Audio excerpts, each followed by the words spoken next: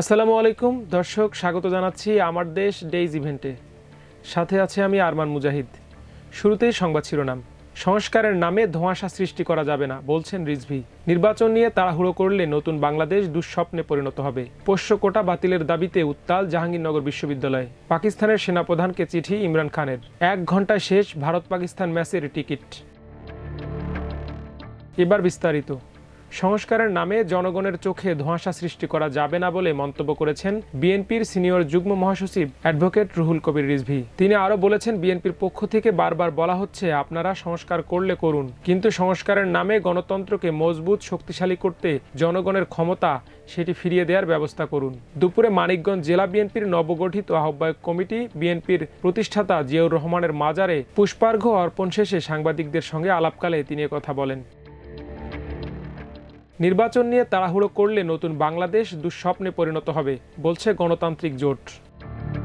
আসন্ন নির্বাচন নিয়ে কোনো ধরনের তাড়াহুড়ো করলে নতুন বাংলাদেশের স্বপ্ন দুঃস্বপ্নে পরিণত হবে বলে মন্তব্য করেছেন গণমুক্তি জোটের সভাপতি ডক্টর শাহরিয়ার ইফতেখার ফুয়াদ। তিনি বলেন, সংস্কার কার্যক্রম পরিচালনার শেষ দেখার জন্য আমাদের ধৈর্য সহকারে অপেক্ষা করতে হবে। যদি আমরা সংস্কার কার্যক্রমে যথাযথভাবে সহযোগিতা করতে ব্যর্থ হই, তাহলে সংস্কার কার্যক্রমে মানুষ যে নতুন বাংলাদেশের স্বপ্ন দেখছিল তা দুঃস্বপ্নে পরিণত হবে। সকালে জাতীয় প্রেস ক্লাবে আয়োজিত শাসন ব্যবস্থায় গুণগত পরিবর্তন ও নির্বাচন শীর্ষক এক আলোচনা সভায় ধারণাপত্র উপস্থাপনের সময় তিনি এ মন্তব্য করেন। দর্শক, আজকে আমাদের সঙ্গে সংবাদ বিশ্লেষণে যুক্ত আছেন আমার দেশের ডেপুটি চিফ রিপোর্টার জনাব বাসির জামাল। বাসির ভাই, আপনাকে স্বাগত জানাচ্ছি। অনেক ধন্যবাদ আপনাকে। আজকে আপনি দেখলেন আমরা যে পাঁচটি শিরোনাম নিয়ে কথা বললাম, সেই 5টি শিরোনামের মধ্যে শুরুতে যদি আপনার কাছে বলি যে সংস্কার নামে ধোঁয়াশা সৃষ্টি করা যাবে না, একদিকে বলছেন বিএনপির সিনিয়র যুগ্ম মহাসচিব রুহুল কবির রিজভী, অন্যদিকে কিন্তু আজকে প্রেস ক্লাবে একটি প্রোগ্রাম হয়েছে গণমুক্তি জোট নামে একটি প্ল্যাটফর্ম। তারা বলছে যে নির্বাচন নিয়ে তাড়াহুড়ো করলে নতুন বাংলাদেশ দুঃস্বপ্নে পরিণত হবে, এবং একই সাথে বিএনপি ছাড়া কিছু রাজনৈতিক দল, বিশেষ করে ছাত্রদের যে দল হতে যাচ্ছে নাগরিক কমিটি বা বৈষম্য বিরোধী ছাত্র আন্দোলন, এমনকি জামায়াত নেতারাও বলছেন যে সংস্কারের দিকটাতে তারা বেশি গুরুত্ব দিচ্ছেন। আসলে এটি দুটি পক্ষ মুখোমুখি দাঁড় হয়ে যাচ্ছে কিনা নির্বাচনের আগে? আসলে দুই পক্ষই বাংলাদেশের কি বলবো, ডেভেলপমেন্ট চায়, ভালো হোক চায়। সংস্কারও যেমন প্রয়োজন, নির্বাচনটাও খুব প্রয়োজন। কারণ বিগত 3টা নির্বাচন মানুষে ভোট দিতে পারেনি, মানুষে তার প্রতিনিধিত্ব নির্বাচন করতে পারেনি। এর কারণ হচ্ছে আমাদের যে রাষ্ট্র ব্যবস্থাটাই ওই ধরনের একটা ফেসিবাদ তৈরি করে। তো এই জন্য সংস্কারও প্রয়োজন। তো বেশি দিন আবার অনির্বাচিত সরকার থাকলে দেশের মধ্যে, অর্থনীতির মধ্যে একটা সমস্যার সৃষ্টি হয়। কারণ মানুষের যদি ওই সরকারের প্রতি গণমত না থাকে, ম্যান্ডেট না থাকে, তো সরকার কখনো কখনো জনবিরোধী হয়ে ওঠে। আমি বলছি না বর্তমান সরকার জনবিরোধী, এই সরকারের প্রতি আমাদের যথেষ্ট মানুষের সহমর্মিতা আছে, সমর্থন নিয়েই সরকার প্রতিষ্ঠিত হয়েছে। এবং এই সরকার সংস্কারের যে উদ্যোগ গ্রহণ করেছে, এটাও মানে খুব ভালো উদ্যোগ। ইতিমধ্যে বেশ কিছু সংস্কার কমিশন তাদের প্রস্তাব জমা দিয়েছে। আগামীকাল আরও 2টা সংস্কার কমিশন প্রস্তাব জমা দিবে। আজকে মাননীয় আইন উপদেষ্টা বলেছেন 8 ফেব্রুয়ারির মধ্যে সকল সংস্কার কমিশন তাদের পূর্ণাঙ্গ প্রস্তাব জমা দিবে। তো এটা একটা গুড সাইন যে ইতিমধ্যে সংস্কারের জন্য যে উদ্যোগ গ্রহণ করা হয়েছিল সেই প্রস্তাবগুলো জমা দেবে। এরপরে রাজনৈতিক দলগুলোর সাথে এই সংস্কার প্রস্তাবগুলো নিয়ে বৈঠক হবে। অর্থাৎ সংস্কার প্রস্তাবগুলো আমরা পেয়ে গেছি। এখন নির্বাচনটা খুব প্রয়োজন। নির্বাচনটা না হলে, যদি রাজনৈতিক গভর্নমেন্ট সরকারে না আসে, তাহলে বাংলাদেশের মধ্যে যে বর্তমানে যে সমস্যাগুলো সৃষ্টি হচ্ছে, এটা বর্তমান সরকারের মাধ্যমে সমাধান করা সম্ভব নয়। এই জন্য নির্বাচিত সরকার দরকার। এই জন্য বিএনপি সহ তার এলআই এবং অন্যান্য রাজনৈতিক দলগুলো বলছে যে নির্বাচনের প্রয়োজনে যতটুকু সংস্কার প্রয়োজন, এই সরকার সংস্কার কার্যক্রম শুরু করে দিক, মানে সংস্কারটা শেষ করে দিক। আর যে সংস্কারগুলো পরবর্তীতে রাজনৈতিক দলগুলো এসে করবে, এটা তো আপনার ইয়ের মধ্যে আছেই, ওই যে সংস্কার প্রস্তাবের মধ্যে আছেই। ওই প্রস্তাব অনুযায়ী নির্বাচিত গভর্নমেন্ট করবে। তো সুতরাং আসলে দুইটাই দরকার, মানে ইমিডিয়েট সংস্কার যেটা প্রয়োজন করা দরকার, এবং এরপর আমরা নির্বাচন হওয়া উচিত। বলে আমি মনে করি। বিএনপির নির্বাচন চাওয়া নিয়ে অনেক দলই বা অনেক রাজনৈতিক দল বা বিশ্লেষকরা মন্তব্য করছেন যে বিএনপির মাঠ পর্যায়ের নেতাকর্মীরা বিভিন্ন অপরাধে জড়িয়ে পড়ছে অনেকেই, যেটিকে নিয়ন্ত্রণ করতে পারছে না, এবং বিএনপি যেহেতু তুলনামূলকভাবে বড় দল, তারা এখন নির্বাচন দিলে দ্রুতই ক্ষমতায় আসতে পারবে, কিন্তু দেরি হলে তাদের জনপ্রিয়তা কমতে পারে এই নিয়ন্ত্রণ করতে না পারার কারণে। আপনি এটিকে কিভাবে দেখেন? আসলে বিষয়টা হচ্ছে যে বিএনপি অনেক একটা বড় দল। আওয়ামী লীগ সরকার থেকে সরে যাওয়ার পর বা ক্ষমতাচ্যুত হওয়ার পর ওই স্থানের মধ্যে বিএনপি চলে আসে পরবর্তী দল হিসাবে, এবং এই দলে অনেক নেতাকর্মী। তো ইতিমধ্যে দলের কেন্দ্রীয় পর্যায় থেকে একদম রুট লেভেল পর্যন্ত যাদের বিরুদ্ধে অভিযোগ উঠেছে এবং যারা দলের পদবিতে রয়েছে, তাদের বিরুদ্ধে বিএনপি ইতিমধ্যে অনেক পদক্ষেপ গ্রহণ করেছে। কাউকে পদাবনতি ঘটিয়েছে, কাউকে দায়িত্ব থেকে সরিয়ে দেওয়া হয়েছে, এবং কাউকে বহিষ্কারও করা হয়েছে। তো বিএনপি নেতৃবৃন্দ বলছে যে আমরা যাদেরকে পাচ্ছি আমাদের দলের হায়ারার্কিতে আছে, তাদের ব্যাপারে আমরা পদক্ষেপ নিচ্ছি, কিন্তু আমাদের নামে অনেকে কাজ করছে যারা আমাদের দলের মধ্যে নেই। এবং ওনারা বলছে যে আওয়ামী লীগের অনেক নেতাকর্মী বিএনপির নামে কাজগুলা করছে। আরেকটি বিষয়, এই হাসিনা সরকার বা আওয়ামী লীগ সরকারকে অপসারণ বা তার ক্ষমতাচ্যুত করার পর বা তার আগে থেকে যে বিষয়টি এসেছিল সেটি হচ্ছে যে বাংলাদেশের রাষ্ট্র ব্যবস্থার একটি সংস্কার, এবং সেই সংস্কারটা পুরোপুরিভাবে হওয়ার আগেই যদি রাজনৈতিক দলগুলো যারা এতদিন যুগপৎ আন্দোলন করেছে বা তাদের একটি লক্ষ্য ছিল যে সেই স্বৈরশাসক শেখ হাসিনার পতন, আওয়ামী লীগের পতন, তাদের মধ্যে যদি বিভক্তি আসে, এখানে আওয়ামী লীগ সুবিধা পাবে কিনা? অনেকে বলছে যে সুবিধা পাচ্ছে আওয়ামী লীগের একটা সুযোগ তৈরি হয়ে যাচ্ছে। এটা ঠিক যে ফ্যাসিবাদ বিরোধী আন্দোলনের সাথে যারা যুক্ত ছিল তাদের মধ্যে নির্বাচন সংস্কার নিয়ে একটা দূরত্ব তৈরি হয়েছে। তো এটা তৈরি যদি হয় তাহলে আওয়ামী লীগটা এই সুযোগটা নেবে। আপনি জানেন যে ইতিমধ্যে ফেব্রুয়ারি মাসের মধ্যে আওয়ামী লীগ কর্মসূচি ঘোষণা দিয়েছে, এবং তাদের যারা বিগত সময়ে সামনে ছিল না, যারা অভিযুক্ত নয় এমন কর্মী এবং নেতারা লিফলেট বিতরণ করছে। এই সুবিধাটা আওয়ামী লীগ নিয়েছে। তা আমার মনে হয় না যে খুব বেশি সুবিধা নিতে পারবে, কারণ জনগণ তো বিগত সরকারের কর্মকাণ্ডের বিরোধী, এবং সব নিজেদের মধ্যে নির্বাচন সংস্কার নিয়ে দূরত্ব থাকলেও, দ্বিমত থাকলেও, তারা এক বিষয়ে একমত যে আওয়ামী লীগ বা বিগত আমলের নেতাদেরকে আবার ফিরিয়ে আনা বা তাদেরকে সুযোগ দেওয়া ইয়ার আগে, এই বিচারের আগে সুযোগ দেওয়া যাবে না, এই বিষয়ে ওরা একমত। আবার রাজনৈতিক দলগুলোর মধ্যে দেখছি যারা এখন মাঠে তারা কাদা ছোড়াছড়ি করছে একটি বিষয়ে, যে আওয়ামী লীগকে সুযোগ দিচ্ছে জামাত, বলছে যে আওয়ামী লীগকে সুযোগ দিচ্ছে বিএনপি বলছে সুযোগ দিচ্ছে জামাত। মানে আসলে এইটা কি ধরনের সৃষ্টি করছে? এটা হলো আমাদের পলিটিক্যাল রেটরিক। এক দল আরেক দলকে দোষারোপ করবেই, কিন্তু স্বৈরাচারী আমলের সময়ে আওয়ামী লীগ যেভাবে বিএনপি জামাত বা অন্যদেরকে যেভাবে দোষারোপ করতো, যে ভাষায়, যে কর্মকাণ্ডে, যে বডি ল্যাঙ্গুয়েজে, বর্তমান সময় এটা হচ্ছে না। অত্যন্ত সুন্দর ওয়েতে পরিশীলিত ভাষায় একে অন্যকে দোষারোপ করছে। এটা রাজনৈতিক রেটরিক, এটা রাজনীতিরই অংশ। আরেকটি কথা, সেটি হচ্ছে জাতীয় সরকারের প্রস্তাবের বিষয়ে অনেক ধরনের প্রস্তাব অনেক দলের অনেক পক্ষ থেকে আসছে। বিএনপিও এই জাতীয় সরকারের পক্ষে, তবে বিএনপি চায় নির্বাচন পরবর্তী জাতীয় সরকার, কিন্তু অনেক দলই বলছে যে নির্বাচনের আগে একটি জাতীয় সরকার হওয়া দরকার। আসলে এই আগে পরে হওয়ার বিষয়টাকে আপনি কিভাবে দেখেন? আসলে বর্তমান যে সরকার, এই সরকার তো এক ধরনের জাতীয় সরকারই বলা যায়। এটা তো কোনো দলের সরকার না। বিভিন্ন মতাদর্শী লোকদেরকে নিয়ে নোবেল বিজয়ী প্রখ্যাত অর্থনীতিবিদ ডক্টর মোহাম্মদ ইউনূসের নেতৃত্বে এই সরকার প্রতিষ্ঠিত হয়েছে। আমি মনে করি এটাও এক ধরনের জাতীয় সরকার, যদিও এখানে পলিটিক্যাল পার্টিদের কোনো পার্টিসিপেশন নেই এই সরকারে, কিন্তু এটা এক ধরনের জাতীয় সরকার। আর বিএনপি চায় যে আসলে নির্বাচনের পরে তারা জাতীয় সরকার করতে চায়, এটা তাদের ভিউ। মানে নির্বাচনের মাধ্যমে যেসব দল পার্লামেন্টে যাবে প্রত্যেকের তরফ থেকে সদস্য নিয়ে জাতীয় সরকার গঠন করবে।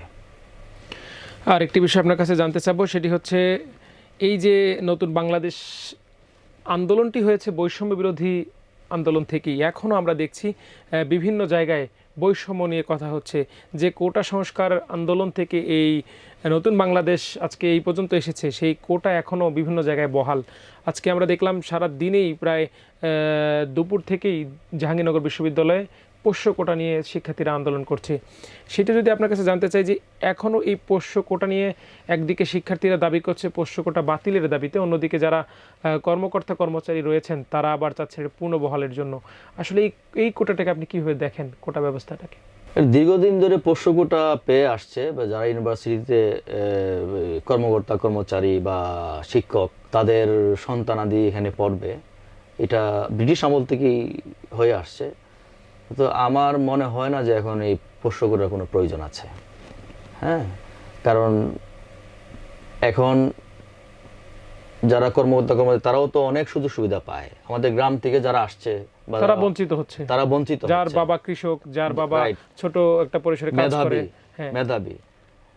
এই পোষ্য কোটার যারা সন্তানাদি ওরা তো ভালো ভালো স্কুল কলেজে পড়ছে, তারাও তো মেধাবী, তারা প্রতিযোগিতার মাধ্যমে আসা উচিত বলে আমি মনে করি। পোষ্য কোটা একদম থাকা উচিত না। সবশেষ আপনার কাছে জানতে চাবো, আগামী নির্বাচন ঘিরে অনেক দল মতের অনেক ধরনের কথাবার্তা আছে, অনেক ধরনের পরিকল্পনার কথা আসছে, কিন্তু আওয়ামী লীগকে নিয়ে যদি কথা বলি, আওয়ামী লীগ তাদের এখনও সোশ্যাল মিডিয়ায় বিভিন্ন প্ল্যাটফর্মে তারা তাদের মতো করেই বলা যায় যে বিভিন্ন জরিপ করছে, সেখানে তারা নিজেদেরকে এগিয়ে রাখছে বা তারা এগিয়ে আছে দেখাচ্ছে। আসলে নির্বাচনে তাদের যে ভোট ব্যাংক, এটার এখন কত নিচে নেমে গেছে বলে আপনি মনে করেন, এবং এটি কি ধরনের প্রভাব পড়তে পারে নির্বাচনে?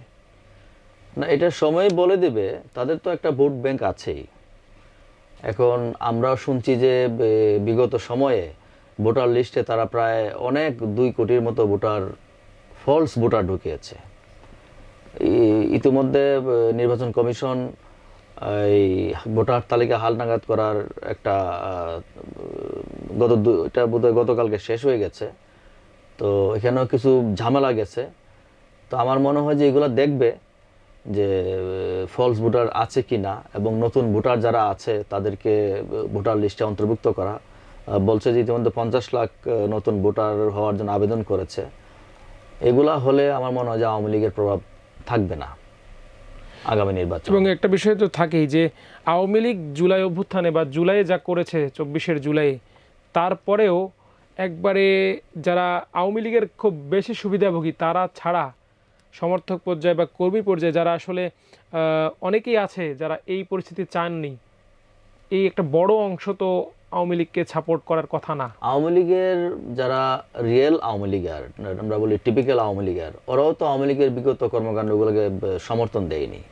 এবং আপনি দেখেছেন যে ইতিমধ্যে যারা জেলে আছে, যাদেরকে কোর্টে আনা হয়, যেমন গতকাল কামাল মজুমদারও বলেছে যে আমরা তাদের নেত্রী শেখ হাসিনাকে বলেছিল যে না করার জন্য, শুনে নাই। তারাও উপলব্ধি হচ্ছে যে এগুলা ঠিক হয় নাই। তো এরকম আওয়ামী লীগের মধ্যে তো এরকম মানবিক চেতনা সম্পন্ন লোক রয়েছে যারা আওয়ামী লীগের কর্মকাণ্ডের সাথে সমর্থন দেয় নাই বা সাথে নেই। তারা তো আগামী নির্বাচনে অন্য কাউকে বেছে নিবে। এখন মাঠের রাজনীতিতে যারা আছে, এই প্রশ্ন দিয়ে শেষ করব, তাদের মধ্যে যদি জোট হয়, জোটের বিভিন্ন সমীকরণ হতে পারে, তাহলে তুমুল প্রতিদ্বন্দ্বিতামূলক একটি নির্বাচন আমরা দেখতে পাবো কিনা, কি মনে করেন? এটা তো অস্বীকার করার উপায় নেই, কারণ রাজনৈতিক দল এবং জনগণ বিগত 3টা নির্বাচনে ভোট দিতে পারে নাই। আপনি জানেন যে প্রথম যে নির্বাচন, প্রথম বলতে দশম নির্বাচন 14 সালে, এটা আমি প্রধানমন্ত্রী তখনকার বিরোধী নেত্রী বেগম খালেদা জিয়ার সঙ্গে বেশ কিছু আসন ঘোরাঘুরি করেছি। দেখেছি যে আসলে ভোট কেন্দ্রে মানুষ আছে কিন্তু মানুষ ভোট দিতে পারে নাই। হ্যাঁ, 14 সালের নির্বাচনে, মানে সরি, এটা 2009 সালের নির্বাচন। 14 সালের নির্বাচনে কোনো মানুষ যায় না। 8 সালের 29 ডিসেম্বর যে নির্বাচনটা ছিল, এই নির্বাচনটা তো আওয়ামী লীগ জয়লাভ করেছে। ম্যাডাম বেগম খালেদা জিয়া বলতেছিল যে এই নির্বাচনে ভোট কেন্দ্রে মানুষ আছে কিন্তু মানুষ ভিতরে ঢুকতে পারতেছে না, মানে ভোট কাস্টিং রেশিওটা কম ঢাকা মহানগরের কেন্দ্রে। দশম নির্বাচনে মানুষ যায়ই নাই। ওই জাগপার তৎকালীন প্রধান, কি নাম জানি, নামটা ভুলে গেছি, শফিউল আলম প্রধান, বিভিন্ন কেন্দ্রে কুকুররা বসে থাকতো, যে বলছিল যে এটা কুত্তা মার্কা নির্বাচন। তারপরে আপনার 18 সালের নির্বাচন, আপনারা জানেন যে এটা একটা রাতের অন্ধকারের নির্বাচন হয়েছে। তারপরে 24 সালের নির্বাচন ডামি নির্বাচন হয়েছে। মানে আমি সরকারি দলের এক প্রার্থী সরকারি দল, আরেক প্রার্থী বিরোধী দলের নির্বাচন করছে, মানে ডামি নির্বাচন। তো এই নির্বাচন হওয়ার কারণে মানুষ এবং রাজনৈতিক দলগুলো অংশগ্রহণ করতে পারে নাই। তারা অধীর আগ্রহ অপেক্ষা করে আছে যে একটা নির্বাচন হবে সামনে, ত্রয়োদশ নির্বাচন, এখানে তারা ঝাঁপিয়ে পড়বে আমার মনে হয়। এবং মাঠের রাজনীতিতে আমরা দেখছি যে বিভিন্ন সভা সেমিনার হচ্ছে, রাজনৈতিক দলগুলোর বিভিন্ন পথসভা হচ্ছে, সেখানে বিএনপি এবং জামায়াতের বিশেষ করে যে সভা সমাবেশগুলো হচ্ছে সেগুলোতে অবশ্য মানুষের উপস্থিতি কিন্তু অনেক বেশি। তো আমরা বলা যেতেই পারে যে দু দলকে ঘিরে যে নতুন যদি দুটি জোট হয় তাহলে একটি তুমুল প্রতিদ্বন্দ্বিতামূলক নির্বাচন আমরা অবশ্যই আপনি সঠিক বলেছেন যে আগামী নির্বাচন হবে তুমুল প্রতিদ্বন্দ্বিতাপূর্ণ এবং একটা জমকালো নির্বাচন। হ্যাঁ বাসির ভাই, আপনার গুরুত্বপূর্ণ সময় থেকে আমাদেরকে সময় দেওয়ার জন্য ধন্যবাদ। অনেক ধন্যবাদ। এবার পরবর্তী প্রসঙ্গ, পোষ্য কোটা বাতিলের দাবিতে উত্তাল জাহাঙ্গীরনগর বিশ্ববিদ্যালয়। জাহাঙ্গীরনগর বিশ্ববিদ্যালয় ভর্তিতে পোষ্য কোটা বাতিলের দাবিতে বিক্ষোভ মিছিল ও অবস্থান কর্মসূচি পালন করছে শিক্ষার্থীরা। আজ দুপুর 2টার দিকে বিশ্ববিদ্যালয়ের বটতলার ভাসানী চত্বর থেকে বিক্ষোভ মিছিল শুরু হয়। বিক্ষোভ মিছিলটি বিভিন্ন হল ঘুরে লাইব্রেরি হয়ে নতুন রেজিস্ট্রার ভবনের সামনে অবস্থান নেয়। এ সময় রেজিস্ট্রার ভবনের প্রধান ফটকে তালা লাগিয়ে দেয় বিক্ষুব্ধ শিক্ষার্থীরা। পূর্বের ন্যায় কোটা বহালের দাবিতে আগামীকাল বুধবার থেকে লাগাতার কর্মসূচি ঘোষণা দিয়েছে কর্মকর্তা কর্মচারী ঐক্য পরিষদ। অন্যদিকে পোষ্য কোটা সম্পূর্ণ বাতিলের দাবিতে বিশ্ববিদ্যালয়ের প্রশাসনিক ভবনের সামনে অবস্থান নেয় শিক্ষার্থীরা। এবার আন্তর্জাতিক প্রসঙ্গ, পাকিস্তানের সেনাপ্রধানকে ইমরান খানের চিঠি। পাকিস্তানের সাবেক প্রধানমন্ত্রী ইমরান খান দেশটির সেনাবাহিনীর প্রধান সাইদ ওসিম মুনিরকে চিঠি লিখেছেন। এতে তিনি অভিযোগ করেন বিভিন্ন কারণে দেশের সামরিক বাহিনী ও সাধারণ জনগণের মধ্যে দূরত্ব বাড়ছে। Pakistan Tehreek e Insaf PTI chairman barrister Gohar Ali Khan সোমবার আদিয়ালা কারাগারের বাইরে সাংবাদিকদের সঙ্গে আলাপকালে এ তথ্য জানান। তিনি বলেন, চিঠিতে ইমরান খান দূরত্ব বাড়ার কারণ ব্যাখ্যা করেছেন এবং তা কমানোর কিছু পরামর্শও দিয়েছেন। একই সঙ্গে তিনি সেনাবাহিনীর আত্মত্যাগের প্রশংসাও করেছেন। ব্যারিস্টার গওহর বলেন, ইমরান খান চিঠিতে উল্লেখ করেছেন তিনি শুধু সাবেক প্রধানমন্ত্রী নন, দেশের সবচাইতে বড় রাজনৈতিক দলের প্রতিষ্ঠাতা। এ কারণে জনগণ ও সামরিক বাহিনীর দূরত্ব বাড়ার বিষয়টি সামনে এনেছেন বলে জানিয়েছে পাকিস্তানি গণমাধ্যম ডন। এবার খেলাধুলা। 1 ঘন্টায় শেষ হলো ভারত পাকিস্তান ম্যাচের টিকিট। পাকিস্তান ও ভারতের মধ্যকার ম্যাচ ঘিরে বরাবরই তুমুল আগ্রহ থাকে ভক্তদের। অনেকেই চিরবৈরী দুই দেশের ম্যাচ মাঠে বসে দেখার অপেক্ষায় থাকেন। চ্যাম্পিয়ন্স ট্রফিতে পাকিস্তান ভারতের ম্যাচকে ঘিরে আগ্রহের কমতি নেই। সেটার প্রমাণ আবারও পাওয়া গেল টিকিট বিক্রিকে কেন্দ্র করে। গ্রুপ বিতে আগামী 23 ফেব্রুয়ারি দুবাই আন্তর্জাতিক ক্রিকেট স্টেডিয়ামে মুখোমুখি হবে পাকিস্তান ও ভারত। সোমবার সে ম্যাচের টিকিট ছাড়া হয়। প্রতিবেদনে টাইমস অফ ইন্ডিয়া জানিয়েছে, ছাড়ার প্রায় 1 ঘন্টার মধ্যে শেষ হয়েছে পাকিস্তান ও ভারতের ম্যাচের সব টিকিট। দুবাই আন্তর্জাতিক ক্রিকেট স্টেডিয়ামের দর্শক ধারণ ক্ষমতা 25,000। প্রতিবেদনে বলা হয়েছে, ম্যাচটির টিকিটের জন্য অনলাইনে 1.5 লাখ আবেদন জমা পড়েছে। এছাড়া টিকিট বুথের সামনেও ছিল লম্বা লাইন। খুব স্বাভাবিকভাবেই তাই অধিকাংশ ক্রিকেট প্রেমীদের হতাশ হতে হয়েছে। দর্শক, আজ এ পর্যন্তই। সবাই ভালো থাকুন, সুস্থ থাকুন, আমার দেশের সাথে থাকুন। আল্লাহ হাফেজ।